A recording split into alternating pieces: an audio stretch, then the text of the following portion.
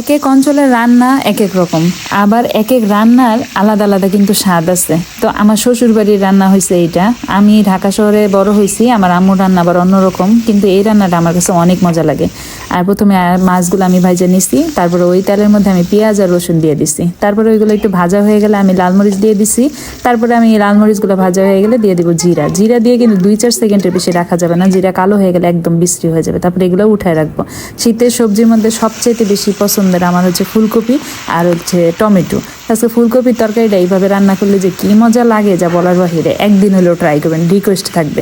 তারপরে আমি এটার মধ্যে হলুদ আর লবণ দিয়ে দিলাম, এরপর যে একটু তেল লাগবে আমার মনে হলো। তারপরে খুব ভালোভাবে এটা ভাইজা নিতে হবে, মাঝে মাঝে একটু একটু ঢাইকা দিবেন, এর মধ্যে দেখবেন যে পানি উঠছে, যে পানিটা আপনি শুকায় নেবেন। তারপরে আপনি এটার মধ্যে নিজের প্রয়োজন মতো ঝোলের পানি ব্যবহার করবেন। ঝোলের পানি দেওয়ার পরে আমি এটা বলক আসার অপেক্ষায় থাকবো, আর অন্যদিকে মশলাটা ব্লেন্ড করে নিব। পাটায় বাত থেকে মশলাটা শক্ত হইতো, ব্লেন্ড করছি, পানি দেওয়া লাগবে, এই জন্য একটু নরম হয়েছে।